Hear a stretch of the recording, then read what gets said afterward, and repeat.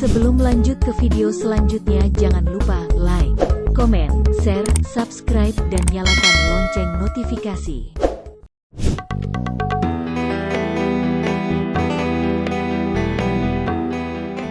Bismillahirrahmanirrahim. Assalamualaikum warahmatullahi wabarakatuh. Alhamdulillah hamdan katsiran thayyiban mubarakan fih kama yuhibbu rabbuna wa yarda. Ashhadu an la ilaha illallah wahdahu la syarika lah wa ashhadu anna Muhammadan abduhu wa rasuluh. Allahumma salli wa sallim ala nabiyyina Muhammad wa ala alihi wa ashabihi ajma'in, amma ba'du. Kaum muslimin rahimani wa rahimakumullah. Alhamdulillah, hari ini kita telah memasuki hari yang ketiga di bulan Ramadan 1441 Hijriah. Pada dua audio kajian yang lalu sudah kita sebutkan dan jelaskan nikmat bertemu bulan Ramadan, demikian pula hasungan untuk bersungguh-sungguh memanfaatkan bulan Ramadan dengan memperbanyak amal soleh dan ibadah. Saudaraku kaum muslimin rahimani wa rahimakumullah, seorang muslim yang baik tentu akan bersemangat dalam memperbanyak ibadah dan amal soleh, terkhusus di bulan Ramadan tahun ini. Namun penting untuk diingatkan dan diulang kembali bahwa di sana ada hal lain yang sangat penting untuk juga diperhatikan selain seorang hamba memperbanyak amal dan ketaatan serta amal soleh di bulan Ramadan. Hal yang penting tersebut adalah ibadah dan ketaatan serta amal soleh yang dilakukan haruslah memenuhi syarat diterimanya amal. Kaum muslimin rahimani wa rahimakumullah, tentu suatu yang sangat baik apabila seorang hamba bisa menggabungkan antara dua hal penting tadi, yakni dia betul-betul memperhatikan amalannya memenuhi syarat diterimanya amal, demikian pula di saat yang sama dia memperbanyak ibadah dan amal soleh. Namun yang menjadi inti pembahasan pada kajian hari ketiga bulan Ramadan ini adalah fi bayani anna sya'na laisa bi kathratil ibadah bal sya'n an takunal ibadah maqbulah. Hendaknya yang menjadi prioritas kita bukanlah semata-mata banyak-banyakan, semata-mata jumlah ibadah yang bisa kita kerjakan. Namun hendaklah yang selalu kita prioritaskan adalah bagaimana supaya ibadah kita diterima oleh Allah Subhanahu wa ta'ala. Bagaimana supaya ibadah kita memenuhi syarat diterimanya amal. Syekhul Islam Ibnu Taimiyah rahimahullah sebagaimana disebutkan dalam Majmu' al-Fatawa jilid 4 halaman 378 mengatakan annal fadla binafsil amal wa jaudatihi la biqadrihi wa kathratihi. Sungguh keutamaan suatu amal soleh itu terletak pada kualitas amalan itu sendiri, bukan hanya kadar dan kuantitasnya. Oleh karena itu, selain kita selalu berupaya dan bersungguh-sungguh untuk meningkatkan kualitas dan jumlah serta banyaknya ibadah kita, wajib bagi kita untuk senantiasa memperhatikan dan mengoreksi serta memperbaiki kualitas ibadah yang kita kerjakan dengan mencerminkan ibadah dan amal soleh yang kita kerjakan dengan syarat diterimanya amal. Bingung mencari marketing agency untuk memasarkan produk kalian? Jogja Lantai 2 hadir sebagai solusi. Melayani jasa Facebook Ads, Instagram Ads, dan Google AdWords. Dengan tim yang profesional, membuat Jogja Lantai 2 menjadi penyedia jasa digital marketing yang terpercaya. Segera cek di website www.jogjalantai2.com. Kaum muslimin rahimani wa rahimakumullah, ketahuilah bahwa syarat diterimanya amal seorang muslim itu ada dua. Yang pertama adalah ikhlas, dan yang kedua adalah mutaba'ah, yakni mencocoki tuntunan Rasulullah sallallahu alaihi wasallam. Di dalam surah Al-Mulk ayat yang kedua, Allah Subhanahu wa taala berfirman, "Alladzi khalaqal mauta wal hayata liyabluwakum ayyukum ahsanu amalan wa huwal azizul ghafur." Dialah Allah yang menciptakan kematian dan kehidupan agar Allah menguji kalian. Ayyukum ahsanu amalan, siapa di antara kalian yang terbaik amalnya. Wa huwal azizul ghafur, dan Allah Subhanahu wa taala Maha Perkasa lagi Maha Pengampun. Syekh Abdul Aziz bin Abdullah bin Baz menjelaskan di dalam syurut qabul al-ibadah bahwasannya Allah Subhanahu wa taala dalam ayat tersebut tidak mengatakan aktsaru amalan, siapa di antara kalian yang terbanyak amalannya. Tidak demikian Allah berfirman.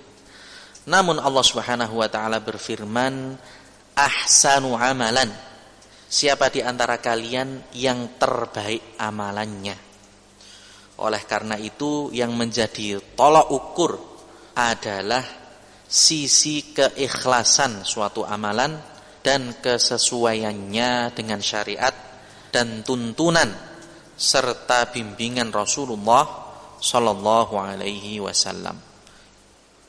Al-Imam Al-Fudail bin Iyad rahimahullah ketika menjelaskan firman Allah Subhanahu wa taala dalam surah Al-Mulk ayat yang kedua tadi, yakni ketika Allah Subhanahu wa taala berfirman, "Alladzi khalaqal mauta wal hayata liyabluwakum ayyukum ahsanu amala." Ketika beliau menjelaskan ahsanu amala ay akhlasuhu wa aswabuhu.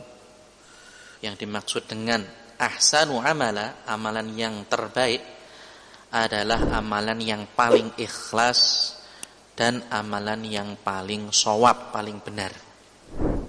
Qila ya Aba Ali, wa ma akhlasuhu wa aswabuhu. Ditanyakan kepada beliau Al-Imam Al-Fudail bin Iyad rahimahullah, wahai Abu Ali, yakni kunyah atau panggilannya Al-Imam Al-Fudail, bagaimana penjelasan tentang yang engkau katakan akhlasuhu wa aswabuhu? Apa itu amalan yang paling ikhlas dan apa yang dimaksud amalan yang paling shawab, paling benar? Qala innal amala idza kana khalisan wa lam yakun shawaban lam yuqbal.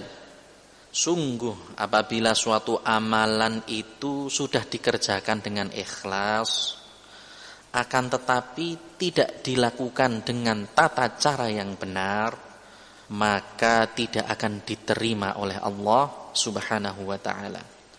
Wa idza kana shawaban wa lam yakun khalisan lam yuqbal. Sebaliknya apabila suatu amalan sudah dikerjakan dengan tata cara yang benar, namun pelakunya tidak ikhlas ketika mengerjakannya, lam yuqbal, juga tidak akan diterima di sisi Allah Subhanahu wa taala. Hatta yakuna khalisan shawaban wal khalisu ma kana lillah was-shawabu ma kana 'alas sunnah. Amalan tersebut akan senantiasa tertolak di sisi Allah sampai benar-benar dikerjakan dengan ikhlas dan dilakukan dengan tata cara yang benar. Adapun makna ikhlas adalah amalan tersebut hanya dipersembahkan untuk Allah semata, la syarikalah, tidak ada sekutu baginya. Sedangkan makna amalan tersebut dikerjakan dengan tata cara yang benar adalah makana 'alas sunnah. Amalan tersebut dilakukan dengan tata cara sesuai sunnah, sesuai dengan ajaran yang dicontohkan dan dibimbingkan oleh Rasulullah sallallahu alaihi wasallam.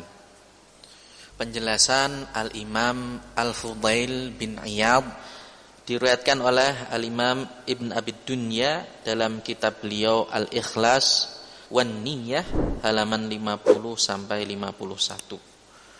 Al-Imam Ibnu Rajab Al-Hambali ketika menjelaskan dan mengomentari penjelasan Al-Imam Al-Fudail bin Iyad tadi, beliau mengatakan wa qad dalla ala hadzal ladzi qalahu al-Fudail qaulullah azza wa jalla.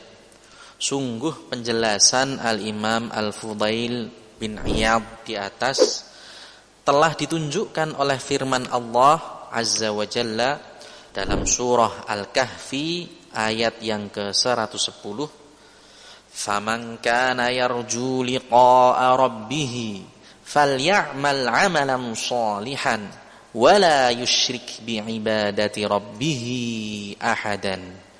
Barang siapa yang mengharap perjumpaan dengan Rabb-Nya dalam keadaan diridhai Allah, hendaknya ia mengerjakan amal saleh dan janganlah ia mempersekutukan dalam beribadah kepada Rabb-Nya. Setelah membawakan penjelasan Al-Fudail bin Iyad di atas pula, Syekhul Islam Ibn Taimiyah rahimahullah mengatakan, wa hadzani al-aslani huma tahqiqus syahadataini allataini huma ra'sul Islam. Dua pondasi ini. Apa dua pondasi tersebut? Yakni ikhlas dan mutaba'ah, mencocoki tuntunan Rasulullah sallallahu alaihi wasallam. Dua pondasi ini adalah realisasi yang sebenar-benarnya dari penerapan syahadatain, dua kalimat syahadat, yang mana keduanya adalah inti dari agama Islam. Apa itu dua kalimat syahadat, syahadatain? Asyhadu an la ilaha illallah. Ini menunjukkan syarat diterimanya amal yang pertama, yakni ikhlas.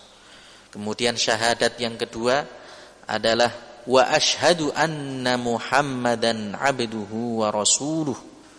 Ini menunjukkan syarat diterimanya ibadah yang kedua, yakni tidaklah kita beribadah kepada Allah kecuali sesuai dengan tuntunan dan contoh yang dibimbingkan oleh Rasulullah sallallahu alaihi wasallam.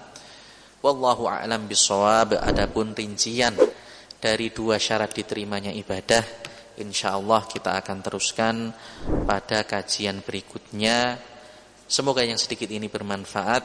Wallahu a'lam bishawab. Subhanakallahumma wa bihamdik, la ilaha illa ant, astaghfirullah wa atubu ilaih. Wassalamu alaikum warahmatullahi wabarakatuh. Alaihi wasallam. Wallahu a'lam bishawab. Adapun rincian dari dua syarat diterimanya ibadah, insyaallah kita akan teruskan pada kajian berikutnya. Semoga yang sedikit ini bermanfaat. Wallahu a'lam bishawab. Subhanakallahumma wa bihamdik, la ilaha illa ant, astaghfirullah wa atubu ilaih. Wassalamu alaikum warahmatullahi wabarakatuh.